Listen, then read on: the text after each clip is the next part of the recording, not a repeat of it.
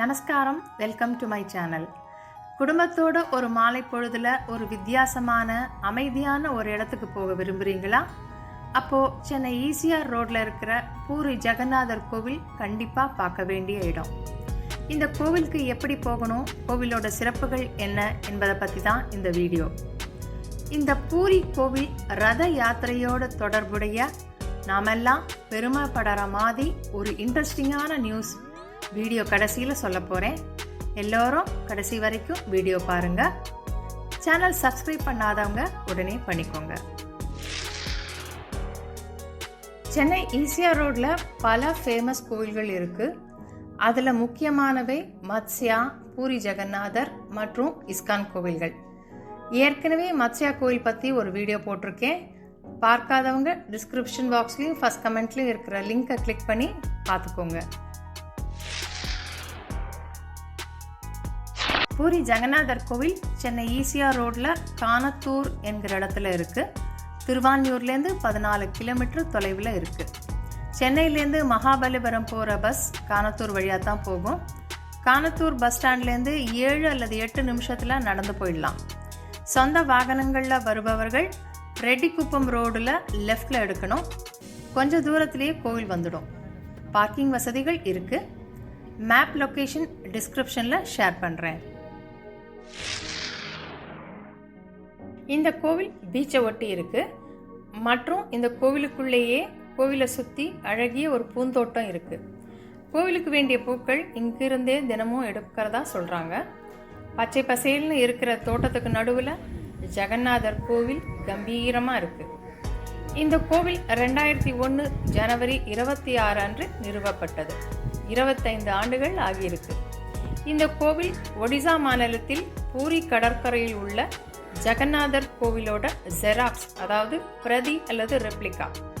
முற்றிலும் கருங்கற்களால் கட்டப்பட்டது.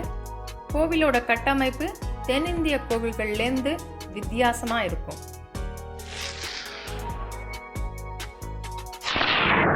இங்கே ஜெகநாதரா இருக்கிற கிருஷ்ண பகவான் சுபத்ரை பலராமரோடு அருள்பாலிக்கிறார். இந்த கோவில் தெய்வ விக்கிரகங்கள் வேப்ப மரக்கட்டைகளால் செய்யப்பட்டிருக்கு. இந்த உருவங்களில் முகம் மற்றும் கைகள் மட்டுமே காண முடியும்.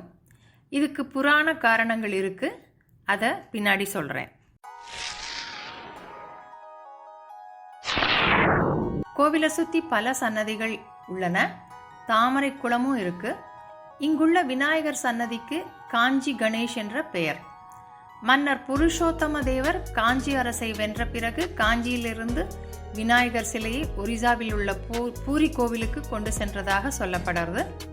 இங்கேயும் அதன்படியே பெயர் வைக்கப்பட்டு உள்ளது.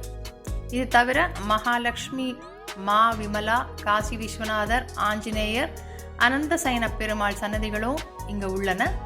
இங்கேயும் உலக புகழ்பெற்ற ரத யாத்திரை விழா ஆஷாட மாசத்துல சிறப்பா கொண்டாடப்படுறது.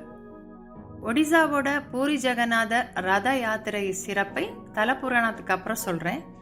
கோவில் நேரம் காலையில் 6:30 மதியம் 12:30 வரைக்கும், மாலையில் 3:30 இரவு 7:30 வரைக்கும். இந்த கோவிலோட இருப்பிடம், தூய்மை மற்றும் அமைதி நம்மளை பல முறை இங்கே வரவழைக்கும். ஒடிசா பூரி கோவிலோட மூர்த்திகள் ஏன் முழுமையடையாமல் இருக்குன்னு தெரிஞ்சுக்கலாமா? வரலாறு படி இந்த கோவில் 11ஆம் நூற்றாண்டுல கங்க வம்ச மன்னரான அனந்தவர்மன் சோழகங்க தேவா என்பவரால் கட்டப்பட்டது. இவர் சோழ வம்சத்தோடு தொடர்புடையவர் என்று சொல்லப்படுறது. உருவங்கள் மரத்தால் செய்யப்பட்டவை. புராணத்தின்படி இந்திரதுய்மன் என்னும் அரசனின் கனவில் கிருஷ்ண பகவான் தோன்றி பூரி கடலில் மிதந்து வரும் ஒரு மரக்கட்டையை கொண்டு சிலையை செதுக்குமாறு கூறினார். அரசன் அந்த மரக்கட்டைக்கு பெரிய பூஜைகளை நடத்தி தச்சர்களை அழைத்து சுவாமி சிலை செய்யும்படி கூறினார். தச்சர்களின் தலைவர் சிலை செய்வதற்காக அந்த மரத்தில் உளியை வைத்தவுடன் உளி உடைந்து விட்டது. அப்போது அவர் முன்பு கிருஷ்ண பகவானே ஒரு முதிய தச்சனை போல வேடமணிந்து தோன்றினார். அரசனிடம் 21 நாட்களில் இந்த வேலையை முடித்து தருவதாகவும் அதுவரை தான் வேலை செய்யும் அறையை யாரும் திறக்கக்கூடாது என்றும் கூறினார். அதற்கு அரசனும் ஒப்புக்கொண்டார். 15 நாட்கள் அந்த அறையின் உள்ளிருந்து உளிச்சத்தம் கேட்டது. எனவே அரசன் வேலை மும்முரமாக நடக்கிறது என்று எண்ணி அந்த அரைப்பக்கம் போகவில்லை.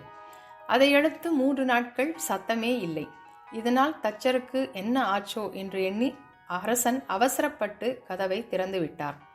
அரைக்கதவை 21 நாட்கள் முன்பே திறந்ததால் உருவங்கள் முழுமையடையாமல் இருந்தன. தச்சரையும் காணவில்லை.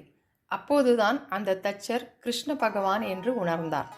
உருவங்கள் அந்த நிலையிலேயே பிரதிஷ்டை செய்யப்பட்டன. இதனால தான் இந்த கோவிலின் மூல உருவங்கள் கைகள் மற்றும் முகத்துடன் மட்டுமே காட்சியளிக்கிறது. 12 ஆண்டுகளுக்கு ஒருமுறை இந்த மூல திருமேனிகள் உரிய சடங்குகளுடன் புதிய மரத்தால் செதுக்கி அமைக்கப்படும். இப்போ ரத யாத்திரையோட சிறப்பு பத்தி தெரிஞ்சுக்கலாமா? பூரி கோவிலோட முக்கியமான ரத யாத்திரை ஒவ்வொரு வருஷமும் ஜூன் ஜூலைல ஆஷாட மாசத்துல சுக்லபட்சத்துல பெரிய தேர் திருவிழாவாக நடைபெறும்.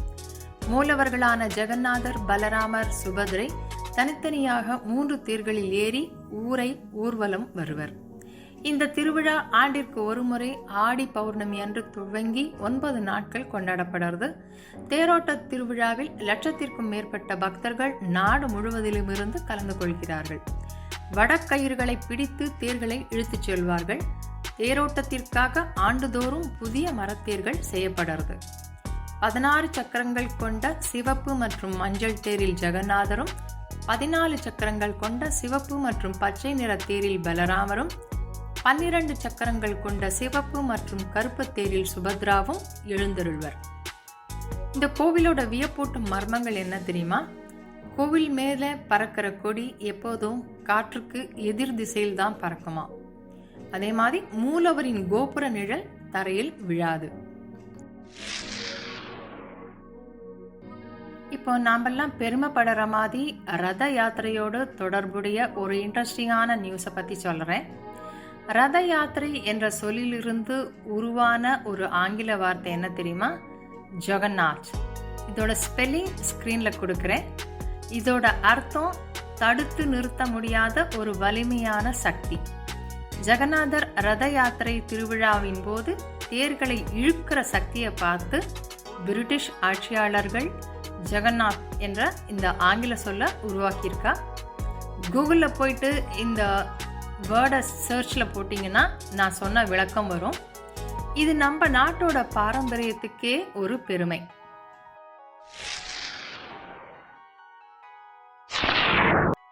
இந்த பயனுள்ள தகவல்களை ஆன்மீகத்தில் ஆர்வம் உள்ள உங்களுடைய நண்பர்களுக்கும் ஷேர் பண்ணுங்கள். வீடியோவை லைக் பண்ணி சப்ஸ்கிரைப் பண்ணுங்கள். அடுத்த ஒரு இன்ட்ரெஸ்டிங்கான வீடியோவில் பார்க்கலாம். நன்றி.